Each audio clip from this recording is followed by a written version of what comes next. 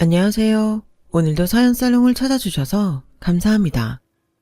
날씨가 추워지고 연말이 가까워 오면 저희 아빠는 수산업자로 둔갑하십니다. 겨울철에만 잠깐 수산업에 종사하시는 분이냐고요?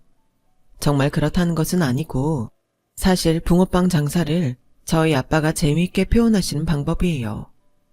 물고기 팔러 가신다면서 우스갯소리로 그런 말씀을 잘 하십니다. 저희 아빠는 조금은 독특하고 남들과는 다른 분이세요. 타고나시기를 그런 정신적인 면에서 불편한 부분을 타고나셨어요. 간단하게 손님을 상대하고 붕어빵, 아니 물고기 몇 마리를 파시는 것에는 아무런 어려움도 없어요. 하지만 여러 주제로 대화가 넘어간다거나 상대가 유심히 관찰을 한다면 저희 아빠가 평범한 사람과는 결이 다르다는 것이 금세 티가 나죠. 이런 저희 아빠의 겨울철 단발성 수산업에 손길을 거두는 존재가 있는데 바로 저희 엄마입니다. 매일 도우시는 건 아니고 식당 일을 안 나가시는 요일에만 내키는 대로 물고기 판매 현장에 나타나시는 거죠. 식당은 나름 그 지역에서 꽤나 유명 맛집으로 통하는 곳이고요. 저희 엄마는 그곳에서 바쁜 점심시간에만 짧게 3시간씩을 일하고 계세요. 엄마, 저녁은 드셨나 궁금해서 전화해 봤어요. 일은 안 힘들고? 저번에 무리를 좀 하셨다는 것 같아서 계속 신경이 쓰이네. 그거 돈도 얼마 안 됐는데 어느 때고 그만두셔도 되니까 너무 그 일 붙잡고 있지 마셔요. 알았죠? 너는 요즘에 전화만 했다 하면 아주 그 얘기야? 예전이었다면 돈 때문에 다닌다 그랬겠지만 지금은 아니잖아. 가만히 있으면 적적하고 머리도 몸도 굳는 것 같아서 매일같이 어디에 일을 나갈 수 있다는 자체가 나한테는 즐거운 일인걸. 아, 못 살아 정말. 엄마고 아빠고 왜 나이 드시고 나서 일에 재미가 들리셨는지 몰라. 아무튼 두 분 다 건강에 신경 쓰면서 지내세요. 건강이 제일이니까. 제가 걱정이 돼서 식당 일을 계속하시는 걸 만류해봤지만 소용이 없었습니다. 당신의 힘으로 생활비를 벌어서 지내시는 걸 소중한 일상이라 여기고 계신 분이죠. 저희 엄마의 연세가 굉장히 많은 것도 아니건만 제가 호들갑을 떠는 것은 괜한 게 아니에요. 왜냐하면 저희 엄마는 다리가 좀 불편하시거든요. 예전에 교통사고를 당한 후유증으로 왼쪽 다리가 좋지 않습니다. 그래서 오래 서 있거나 뜀박질을 하는 건 못하시죠. 이걸 두고 저희 엄마는 얼마나 너스레를 천연덕스럽게 떠시는지 몰라요. 그래도 운전하는 데는 지장 없으니 얼마나 감사한 일이니? 내가 왼쪽이 멀쩡했으면 나는 양발 운전을 해서 사고를 내도 냈을 사람이야. 듣는 사람으로 하여금 피식 웃게 만드시는 저희 엄마. 원래 처음부터 이러신 분은 아니었습니다. 저희 아빠도 건물 미화 일을 하면서 겨울마다 수산업자로 둔갑하시고 간간히 지인분들과 기계 고치는 현장에 함께 나가시는 등 지금처럼 부지런한 사람이 원래는 아니었어요. 저는 태어났을 때 제 위로 오빠가 한 명 있었습니다. 오빠가 아기였을 때는 몰랐대요. 하지만 점차 평균 발달과 거리가 먼 모습에 저희 엄마가 이상함을 감지하셨었다고 합니다. 여기서 아주 서글픈 점은 바로 그렇기에 저란 존재가 이 세상에 태어났다는 사실이에요. 집안 형편이 매우 가난했었기 때문에 부모님께서는 아이 하나만 낳자고 본래 계획을 하셨었다가 오빠의 상태를 보니까 점차 심각해지셨던 겁니다. 우리끼리 이 아이를 키울 수 있을까? 하루가 다르게 커가고 하루가 다르게 감당하기 힘들어지는데 성장하는 내 자식을 보면서 내 자식의 1년 후가 걱정되고 두렵다는 이 사실이 너무 견딜 수가 없어. 우리끼리 이 아이를 오롯이 감당할 수 있을 거라고 생각하지는 않아. 이해하지? 그래, 나는 우리 마누라 말이면 다 이해하고 다 따를 거야. 오빠를 보면서 속상함에 눈물 짓던 엄마를 옆에서 아빠는 무작정 위로해 주셨었다고 합니다. 정신적으로 약간 부족함을 타고나셨던 분이 저희 아빠였지만 이상하리만치 처음부터 저희 엄마에게는 우호적이었으며 맹목적으로 잘 따르셨대요. 이걸 두고 저희 엄마는 마치 세상에 나온 새끼오리가 처음 본 존재를 자기 엄마라고 인식한 뒤에 무작정 따르는 현상처럼 보이셨다고 하더라고요. 그래서 두 분이 결혼까지 하셨었나 봐요. 아무튼 그렇게 오빠의 문제로 고심하던 엄마는 둘째를 갖는 게 최선이란 생각에 이르셨고 아빠는 무작정 따르셨대요. 그 결과로 태어난 생명이 바로 저입니다. 장애를 가진 자식을 위해서 태어난 자식이었죠. 저는 이런 생각을 많이 했더랬어요. 만일 나 역시 아빠 쪽의 유전을 따라서 장애를 가진 아이로 태어났다면 도대체 두 분은 그 상황을 어떻게 감당하시려고 그랬던 걸까? 무모하시다 못해서 엄청난 도박을 하셨던 셈입니다. 그래서인지 저를 두고 동네 분들은 하늘이 점지해준 아이라고 부르시곤 했는데 저는 어렸을 때 그 말이 너무 싫었어요. 지독히도 싫어서 나중에는 동네 어른들을 전부석으로 증오하게 되었습니다. 저는 오빠가 귀찮았으며 동시에 무서웠습니다. 제가 장애인을 가족으로 둬본 입장이었기에 정확하게 직설적인 표현으로 말씀드릴 수 있어요. 지적 장애를 가지고 있었던 저희 오빠는 통제불능이었어요. 의사소통 자체가 불가능하다 봐야 했었죠. 교육이 되질 않았고 그렇다 보니 발전이라는 게 없었습니다. 학습도 되지 않았고요. 차라리 벽에다 대고 말하는 것이 마음 편했을 것 같아요. 온 가족이 오빠한테 매달려 있었고 다들 무기력해져 갔으며 점차 미쳐가는 기분이었습니다. 이성 따위는 없고 오로지 본능에만 충실했던 오빠는 몸이 커갈수록 저희 가족을 시도 때도 없이 곤란에 빠지게 만들었더랬죠. 저는 그래서인지 웃는 법을 모르는 아이였습니다. 웃을 일이 있어야 웃죠. 집은 감옥과도 같았어요. 천지분간도 못하는 꼴배기 싫은 아빠, 무능력한데 자식 사랑은 넘치는 엄마, 감당하기에 너무 벅찼던 오빠. 가족들은 저에게 애정의 대상이 아니었습니다. 그리고 저는 군말 없이 모든 집안일을 해내는 막내여야만 했어요. 저에게 주어진 역할이 그것이었고 저는 그 쓸모를 위해 태어난 생명이었으니 고됨을 감내해야만 하는 게 마땅했죠. 어린 마음에 세상이 원망스러웠고 살아간다는 것 자체가 힘들었어요. 어느 날 오빠가 저희 가족의 곁을 영영 떠났습니다. 자동차 사고였어요. 그때의 사고로 저희 엄마 역시 크게 다치셨고 왼쪽 다리에는 후유증이 남게 되었죠. 병원에서 엄마가 눈을 떴을 때 그 순간을 기억합니다. 네 오빠는 괜찮아? 응? 네 오빠는 어떻게 됐어? 오빠는 이미 떠나고 없어. 응급실에서 들은 소린데 교통사고 현장에서 바로 즉사했던 것 같다고. 그러던데. 무덤덤하게 입을 열었던 저는 말끝을 흐리며 엄마가 눈을 세게 감은 채로 입술을 꽉 깨무시는 모습을 쳐다보았습니다. 이윽고 엄마가 울기 시작하셨을 때 저도 눈이 시큰해지더니 뜨거운 눈물이 흘렀었죠. 이상한 일이었어요. 저는 제 평생을 오빠를 불편해했고 만일 오빠가 죽는다 해도 눈물 한 방울 안 흘릴 자신이 항상 있었거든요. 그런데 눈물이 펑펑 나오더라고요. 비단 슬퍼서만은 아니었고 굉장히 복합적인 감정이었습니다. 오빠가 허망하게 세상을 떠난 이후로 저희 가족의 풍경은 많이 달라졌어요. 좋은 쪽으로였냐고 하면 모르겠습니다. 상태가 좀 많이 이상했었거든요. 눈치 없이 떠드는 게 주특기였던 아빠는 입을 다물고 멍하게 허공을 응시하고 있는 경우가 많아졌고요.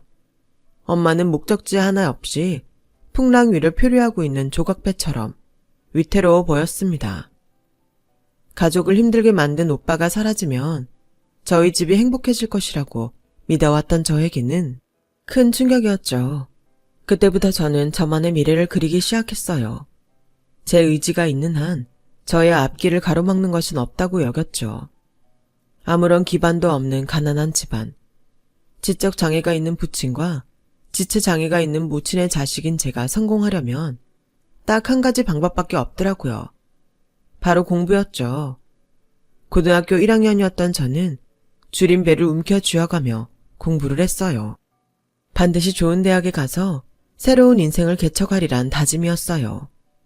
친가도 외가도 전부 저희 부모님 댁에서 못 살게 된 것이 아니라 애초부터 가진 것 하나 없는 집안들이었습니다. 오늘 벌어서 오늘을 살고 내일은 대비하지 않는 사람들이었습니다. 저는 제가 그런 굴레를 끊어버리고 싶었어요. 그래서 미친 사람처럼 공부에 매달렸고 자력으로 대학에 들어갔습니다. 저희 부모님은 제가 들어간 대학이 어느 수준인지 당신들의 딸이 얼마나 대단한 일을 해낸 건지 알지 못하셨어요. 아는 만큼 보인다잖아요. 딱 그 꼴이었죠. 저는 명문대에 재학하는 동안 부모님과 점차 멀어져 갔습니다. 나라에서 나오는 지원금, 꼴랑 그거 몇 푼 가지고 안주하면서 굶어 죽지는 않으니까 라는 생각으로 안일하게 하루하루 시간을 보내는 것 같은 부모님들을 신경 쓰고 싶지 않더군요. 그때는 정말 그랬습니다. 자력으로 독하게 앞길을 개척하고 있는 제가 세상에서 가장 잘나고 대단한 위인인 줄 알았던 것 같아요. 거의 5년여를 부모님을 안 보고 살았습니다. 졸업을 하고 나서 원하던 곳에 취업을 성공한 뒤에야 저는 부모님을 배웠고 마치 선심을 쓰듯 다달이 용돈을 붙여드리기 시작했어요. 큰돈은 아니었고 매달 50만 원씩이었죠. 저는 멋진 직장에 다니면서도 제 목표를 꽤나 이뤄낸 뒤에도 연애에는 소극적이었습니다. 제 자신이 스스로에게 자신감이 없었던 것 같아요. 제가 겉으로 보여지는 것과는 달리 속은 모난 구석이 너무나도 많다는 것을 상대에게 들키고 싶지 않았죠. 연애 같지도 않은 연애만 하면서 시간을 보내는 동안 제 안에는 한 가지 확신이 자리 잡았어요. 그것은 결혼을 하고 싶지 않다는 것이었습니다. 아무리 생각해도 제가 좋은 부모가 될 가능성이 만무하였으며 바람직한 아내의 역할을 해낸다든지 남편에게 사랑받는 아내라든지 이런 그림이 저랑은 매치가 안 되었어요. 저처럼 하자 있는 집안의 자식은 결혼을 하지 않는 것이 상대에게도 예의란 생각이었습니다. 그 상대가 누가 되었든지 간에 말이죠. 그런데 운명이란 것이 참 묘한 것이더라고요. 그런 굳은 다짐을 마치고 지내던 저에게 다가온 진짜 인연이 있었으니 말이에요. 그 사람은 저희 부서 팀장님의 친척 동생이었어요. 촌수로 따지면 육천관계였는데 원래 서로가 왕래를 잘하는 것도 아니라서 친하지 않았대요. 다만 서로 얼굴들은 잘 알고 있었고요. 그랬는데 회식이 진행되고 있던 식당에서 그 사람이 먼저 팀장님한테 아는 체를 했었던 겁니다. 형, 여기서다 보네? 나는 얼핏 보고 형 아닌 줄 알았다가 맞는 것 같아서 반가운 마음에 인사하려고 왔어.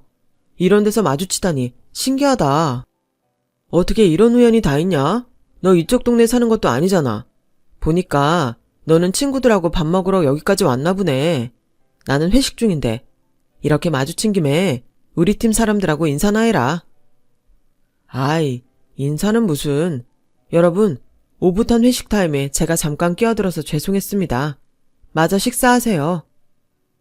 그 사람이 하나도 안 민망하다는 얼굴로 뻔뻔스레 인사를 하는데 저는 그 모습이 순간 웃겨서 푹 하고 웃음을 터뜨리고 말았어요. 그런데 마침 입에 사이다를 머금고 있던 순간이라서 사이다가 입 밖으로 튀어나갔죠. 테이블 위에는 정적이 흐르고 그 사람이 저를 빤히 쳐다보고 있는 시선이 느껴졌습니다. 사람들에게 주목받는 것에 약하고 그런 데서 소심한 면이 있는 저는 금세 얼굴에 열이 올라서는 죄송하단 말만 중얼거리면서 냅킨으로 테이블을 닦았던 것 같아요. 그 후로 아무렇지 않은 척 했었지만 저는 머릿속에 그 사람을 떠올리고 있었습니다. 왜냐하면 누가 봐도 호감상인 얼굴이었고 속된 말로 여자들이 웬만하면 다 좋다고 할 그런 호불호 없는 생김새였거든요. 그래서인지 잔상이 남았고 자꾸만 곱씹으면서 그 사람이 사라진 방향 쪽의 테이블들을 몰래 힐끗하게 되었어요. 하지만 저는 주제 파악에도 능통한 사람이었기 때문에 단지 그뿐이었죠. 순간적인 설렘, 호기심 같은 거요. 팀장님은 금수저라고 소문이 자자했습니다. 그런 분과 친척이라는데 집안 수준은 안 봐도 저랑 하늘과 땅 차이일 게 분명했죠. 그런 남자는 대체 어떤 여자를 만나고 다닐까? 분명히 연예인급으로 예쁜 여자일 거야. 이런 실없는 생각이나 하면서 회식이 끝나갈 무렵 먼저 바깥 공기를 쐬고 싶어서 나왔는데 놀랍게도 그 사람이 있었습니다. 뿐만 아니라 저에게 먼저 말을 걸더군요. 아까 저 보면서 웃으신 분 맞죠? 와, 아까 저 엄청 민망했던 거 아세요? 네? 글쎄요. 하나도 안 민망해 보이시던데. 그렇게 말씀하시는 걸 보면 제 표정이 어떤지 살펴보셨었나 봐요. 씩 웃으면서 묻는 그 사람에게 저는 아무런 대꾸도 하지 못했었습니다. 능글맞은 걸 보니까 자기가 잘난 걸 스스로 아는 사람이겠구나 하는 생각만 들었죠. 그냥 꾸벅 인사하고 먼저 돌아섰어요. 그걸로 끝인 줄 알았습니다. 며칠 뒤에 팀장님의 부탁을 듣기 전까지는 말이에요. 그때 회식 자리에서 봤던 내 친척 동생 기억나죠? 걔가 서주임 번호를 자꾸만 물어봐서 일단 나도 모르게 서주임이 남자친구가 없다고 정보를 주기는 했는데 뭐라고요? 그래서 혹시 제 번호를 그분한테 주신 건 아니겠죠? 그게 내가 정말 미안해 서주임. 황당하게 들리겠지만 우리 집안에는 서열이라는 게 있어요. 그쪽이 더 위라서 내가 당최 거절을 하기가 쉽지 않았어. 너무 갑작스러웠고 이것이 바로 직장 상사의 갑질인가? 하는 별별 생각을 다 했었습니다. 앞으로 어떻게 대처해야 하나 고민할 시간도 없이 금세 그 사람한테서 연락이 왔어요. 거두절미하고 저랑 따로 만나보고 싶단 얘기더군요. 다 가진 남자의 독특한 호기심이라든지 일탈이라든지 그런 종류의 것일 거라고 확신했어요. 연애하고 결혼할 것도 아닌데 한 번쯤 만나보는 것도 나쁘지 않겠다는 생각도 역시 들었죠. 제 가족사를 바로 털어놓았는데 지금 생각해보면 살아오면서 받았던 상처의 영향으로 그런 돌발 행동을 하지 않았나 싶네요. 아빠는 정신적으로 장애가 있으시고 엄마는 신체적으로 장애가 있으세요. 네, 알겠어요. 그러시군요. 그런데 어라? 그 사람은 무척 태연했습니다. 표정이 아무렇지도 않았어요. 예의상이나마 저한테 힘드셨겠다 이런 말 한마디를 안 해줬습니다.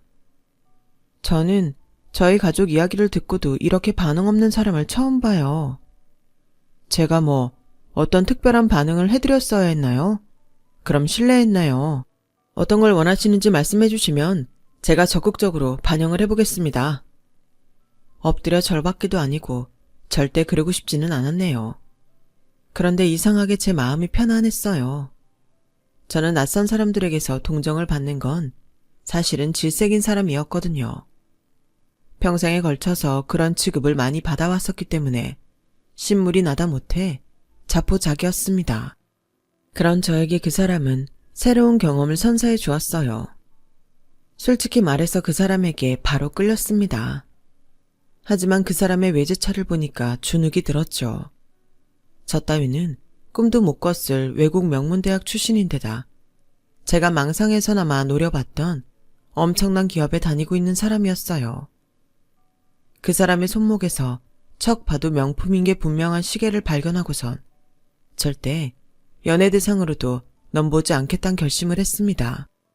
그때까지도 제가 생각하기로는 신은 없었고 저에게는 걸핏하면 시련이 준비되어 있었기 때문에 만일 그 사람과 어떤 관계로 발전하게 되든 그 결말은 엄청난 상처로 남게 될 것이 분명하였어요.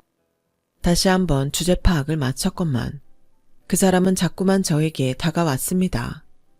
정신을 차려보니 어느새 저는 그 사람과 말을 편하게 놓고 있었고 서울을 벗어난 곳까지 놀러가는 사이가 되어 있었어요. 얼떨결에 사귀는 관계로 발전해 있었고 저는 그 사람이 점점 더 좋아졌습니다. 하지만 그 이상을 바라진 않으려고 했어요. 저의 초기 예상보다 그 사람은 더 엄청난 집안의 아들이었거든요. 그 사람의 부모님이라도 만나게 된다면 저는 죽은 목숨이라고 생각했었습니다. 그런데 이게 무슨 일인가요?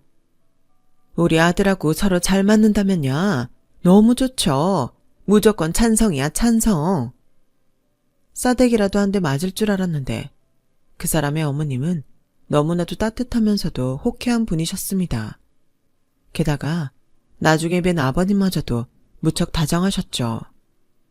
저는 그 집안에 비해 보잘것없고 하찮은 조건의 여자였는데 그럼에도 그 사람은 저의 손을 놓지 않았고 연애 기간이 쌓여갔을 때 저에게 청혼을 해주었습니다. 기쁨 뒤로 고민이 되었던 저는 부모님께 찾아갔어요. 사귀고 있는 사람과 결혼하고 싶다는 이야기를 전했죠. 우리 딸이 하고 싶으면 해. 결혼을 하고 싶으면 결혼을 하면 되는 거야. 휴, 그렇게나 부유한 집안이라니. 너무 기운 결혼을 해서 내가 눈칫밥 먹어가며 살까봐 그게 걱정이구나. 일단 우리가 모은 돈이라도 다 보태줄 테니까 요긴하게 쓰고.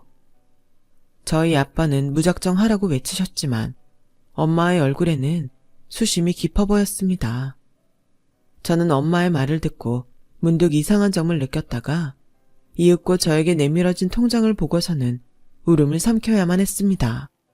엄마, 이게 뭐야? 이 돈 뭐냐고. 내가 여태까지 보내드렸던 용돈. 설마 지금까지 안 쓰고 이렇게 모아두기만 했던 거예요? 왜? 왜 그랬어? 내가 우리 엄마 아빠 조금이라도 편하게 살라고, 좋게 살라고 보내줬던 건데 왜 똑같이 아등바등 살면서 이 돈을 못 쓰고 그렇게 또 궁상맞게 살았던 거냐고. 제가 다달이 보내드렸던 50만 원, 그리고 생신 같은 때에 따로 드렸던 돈, 그런 것들이 전부 고스란히 통장에 남아 있었습니다. 제가 드렸던 용돈이라면 부모님의 생활이 좀 나아질 줄 알았건만 두 분의 행색이 남루해서 의아했는데 이런 비밀이 있었던 거예요. 저는 울컥함을 화내는 것으로밖에 풀지 못했습니다. 바보같이 살아온 부모님이 또 이렇게 계속 바보같이 돈도 제대로 못 쓰고 지내는 게 너무나도 속상했어요. 그리고 지긋지긋하기도 했었죠. 그런 저를 바라보던 아빠가 그 순간만큼은 너무나도 멀쩡한 표정과 말투로 저에게 이런 말씀을 하시더군요. 우리 딸이 고생해서 번 돈이야. 그런 걸 어떻게 써? 마음 아파서 못 써. 참고 눌러왔던 눈물이 그때 터져 나오더군요. 부모님께 너무나도 불효자식이었다는 생각만 들었고 제가 두 분을 외면해왔던 기간 동안에도 두 분에게는 저는 단 하나뿐인 소중한 자식이고 세상의 전부였을 거라는 생각을 하니까 정말 미치겠더라고요. 돈을 안 쓰시는 게 제 마음을 아프게 하는 거라고 그날 그 자리에서 몇 번이고 부모님께 말씀을 드리면서 새로이 다짐했어요. 어쩌다 보니 부잣집에 시집가는 형국이 되었지만 제 능력으로 여기까지 온 만큼 자력으로 부모님을 부양해 내겠다고 말이죠. 그 이후로 저는 부모님과 자주 통화를 하게 되었고 제 착각인지는 모르겠으나 그때부터 점차 두 분이 밝아지셨어요. 제가 보낸드린 돈을 쓰면서 활동 반경이 넓어지셨고 사회활동에 대한 욕구도 기르셨죠. 저는 그 사람과 결혼해서 부부가 되었고 최선을 다해 결혼 생활에 임했습니다. 하지만 솔직히 말해서 시댁이 너무 어려웠어요.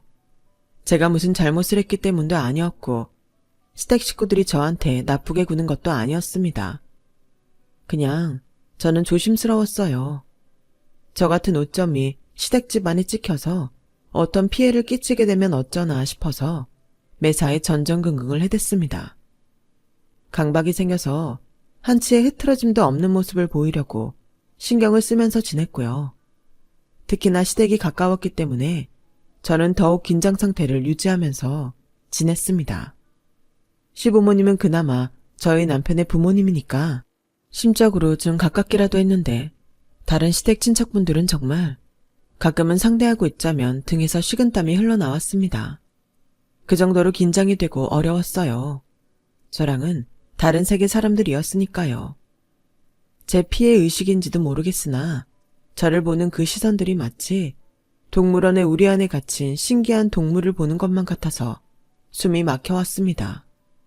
늘 조심스레 살고 있던 어느 날 시댁에 중요한 제사가 다가왔어요. 시댁은 명절을 제외하면 1년에 딱 2번 제사를 드리는데 굉장히 집안에서 중요한 행사였습니다. 저는 아침 새벽부터 제사가 열리는 큰 댁에 가서 음식을 했죠.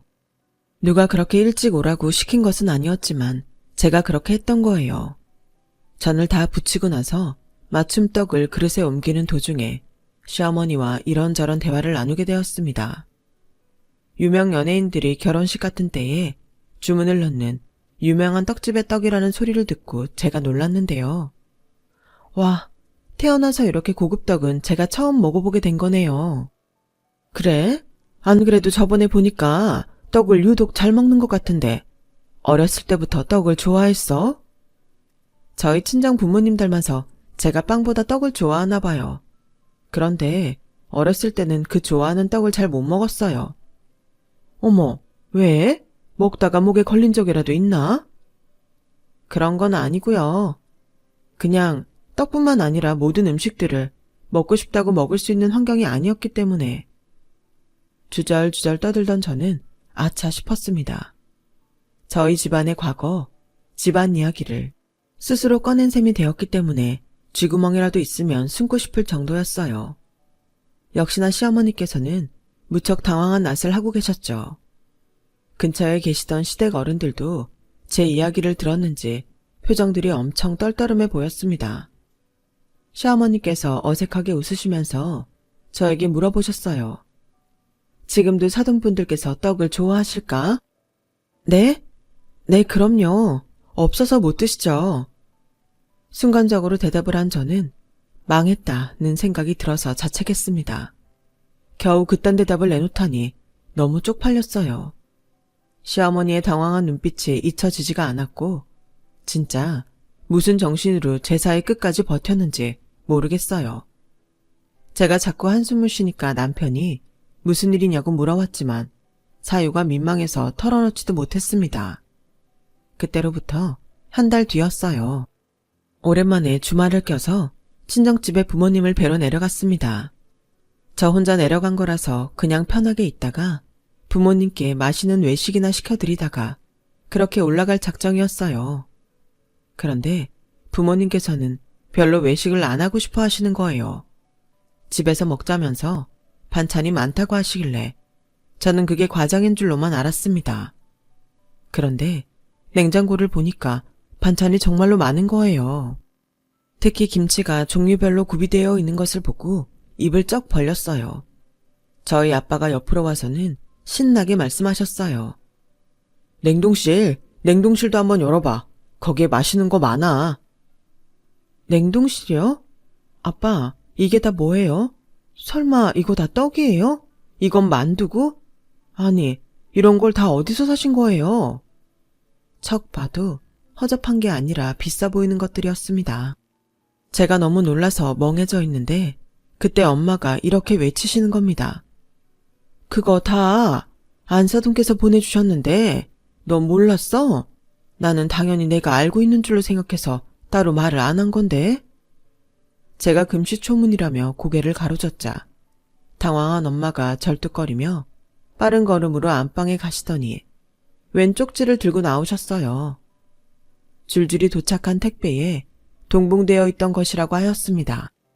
그 종이에 적힌 글을 쓴 사람이 시어머니라는 것을 즉시 알아차릴 수 있었고 짧은 글귀를 눈에 담으며 저는 눈가가 뜨거워지는 것을 느꼈어요. 올해 직접 캔 쑥을 듬뿍 넣고 만든 쑥떡이에요. 드시고 나서 속이 더부룩하지 않고 편하실 거예요. 입맛에 맞으시거든 저에게 전화 주시겠어요? 더 맛있는 떡도 선보여드리고 싶네요. 부족한 솜씨나마 발휘해서 김치를 해봤는데 입맛에 맞으실지 모르겠어요. 배추, 무, 고춧가루 들어간 재료는 전부 제가 아는 분이 직접 농사를 지으신 걸로 한 거예요. 반찬들도 제가 열심히 해본다고 해봤는데 맛이 어떨는지는 모르겠습니다. 제가 저 이 정도로 하는 사람이라고 자랑하고 싶은 마음에 이것저것 보내드리네요. 어떤 결과물을 내든 딸을 그토록 귀하게 키워내신 두 분의 자식 농사에는 못 미칠 것 같습니다.